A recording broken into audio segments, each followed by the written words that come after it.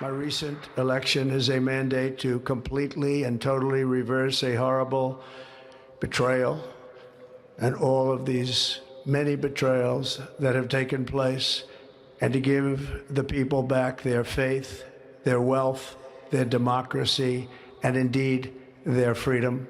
Today at noon Eastern, our long national nightmare was officially sworn in.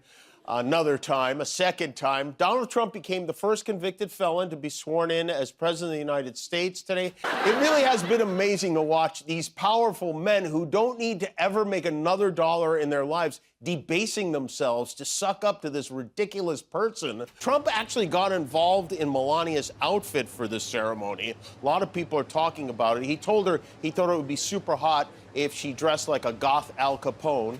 It was not an uplifting or even well-written speech. Trump said the golden age of America begins right now. Twice, he bragged about a landslide victory. That was in no way a landslide victory. The inauguration of Donald Trump marked a surreal moment in U.S. history, stirring a mix of emotions across the nation. On this controversial day, late-night host Jimmy Kimmel delivered a monologue that combined humor, disbelief, and pointed commentary. The day was unlike any other in modern politics, with moments that left both laughter and tension in their wake. Thank you for watching. Thank you for coming. Thank you for being here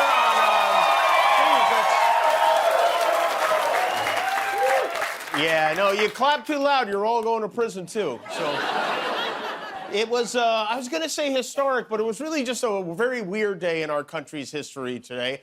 A day that was unimaginable 4 years ago, and it's still pretty hard to wrap your head around. The guy, never mind, he's, this morning. But before that, the days leading up to Donald Trump's inauguration were anything but ordinary. His behavior during this period showcased his characteristic flair for drama, drawing both national and international attention. With his unique approach to politics and unapologetically bold actions, Trump made headlines that were equal parts shocking and entertaining. That was just an appetizer for the rest of the day, really. President McRib is back for a limited time, only 4 years. Today at noon Eastern, our long national nightmare was officially sworn in.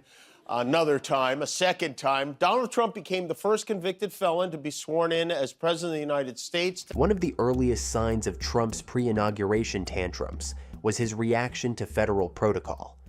Traditionally, American flags are flown at half-staff following the passing of a president.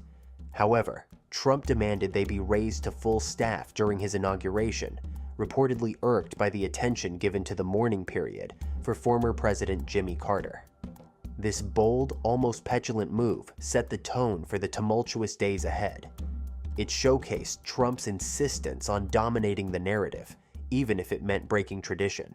He is selling inauguration Bibles to celebrate. He launched a new meme coin over the weekend to the tune of, some say, $41 billion.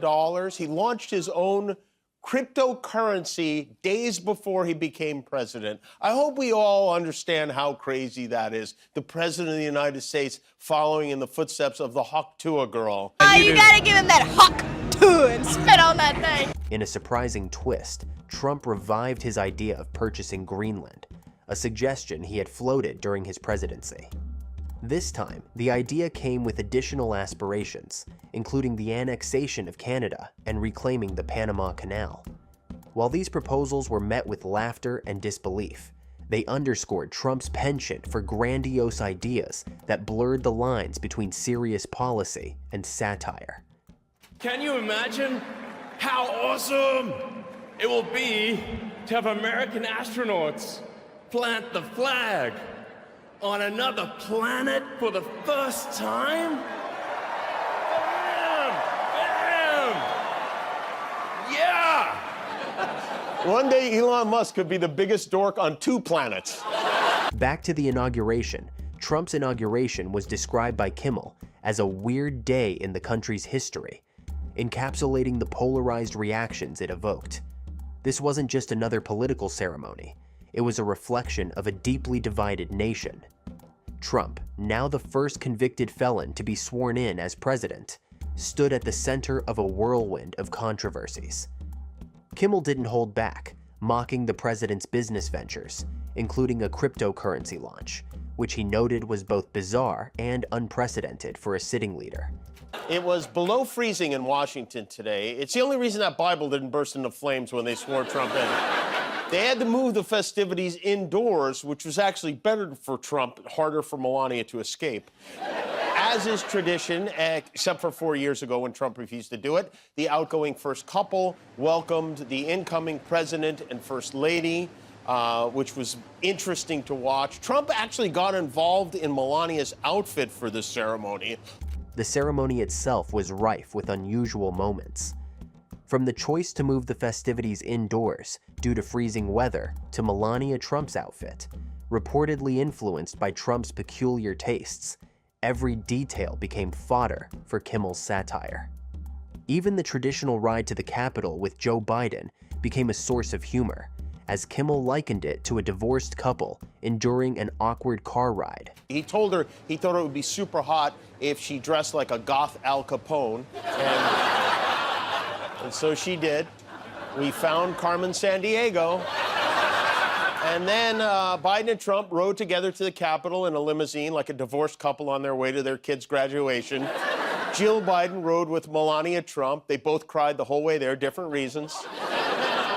Despite attempts to uphold the dignity of the event, the day was marred by Trump's unconventional approach.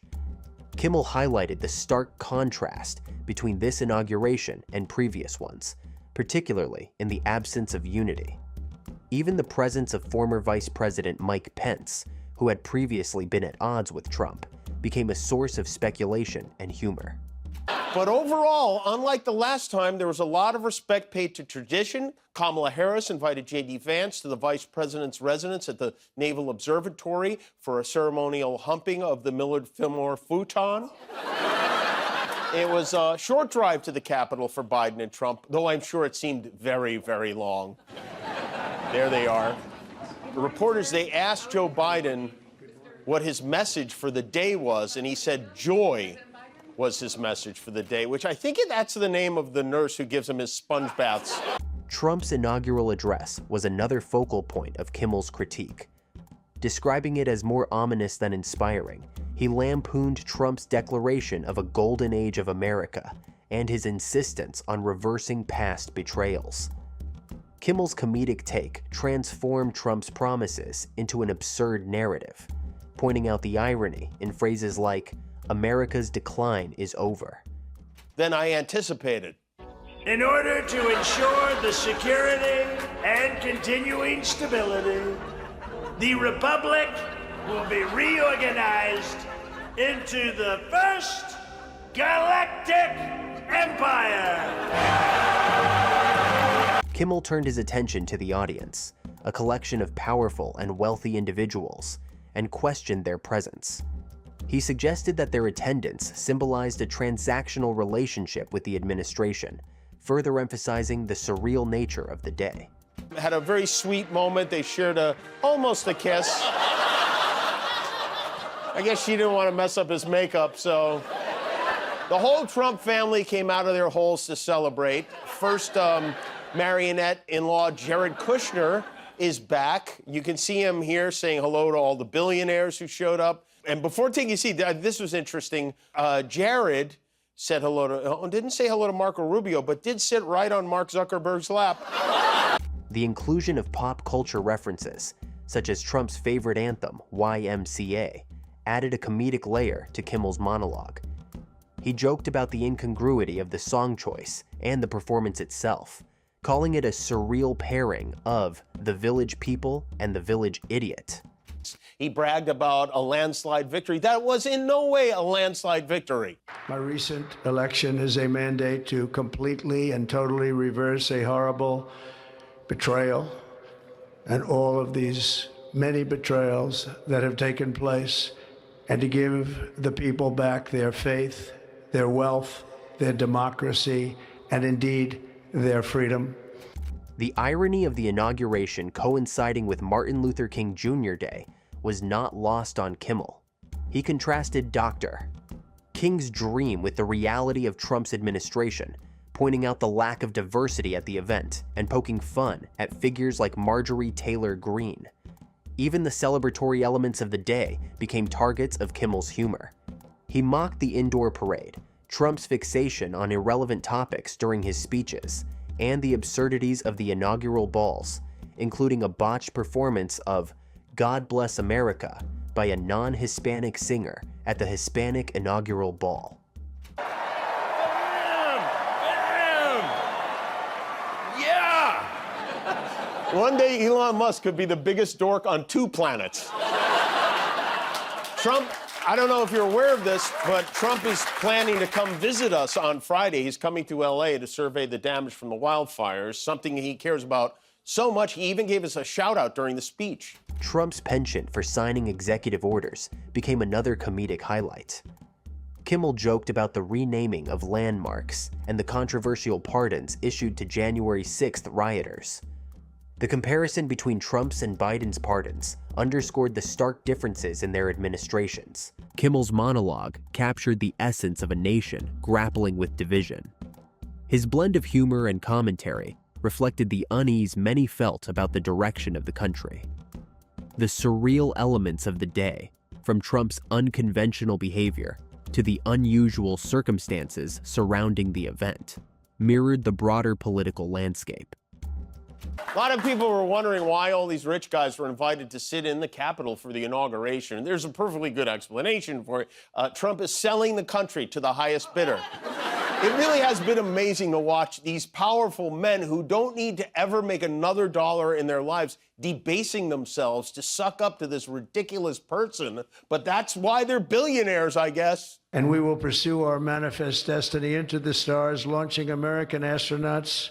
Throughout the monologue, Kimmel used hooks to keep his audience engaged.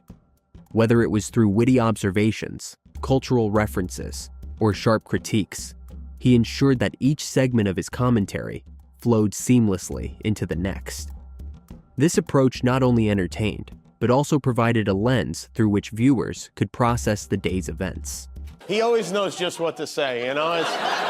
By the way, none of the wealthy and powerful individuals sitting in that room don't have a home any longer. They all have homes. They have lots of homes. Jeff Bezos is not living at his mother-in-law's house right now. Overall, and I wonder if anyone else felt this way, Trump didn't seem to be enjoying himself. How does humor help us navigate complex times, especially during polarizing moments like Trump's inauguration? Can satire, like Kimmel's, offer a unique way to reflect on political and social challenges? If you found this thought-provoking, don't forget to like, comment, and subscribe for more engaging discussions.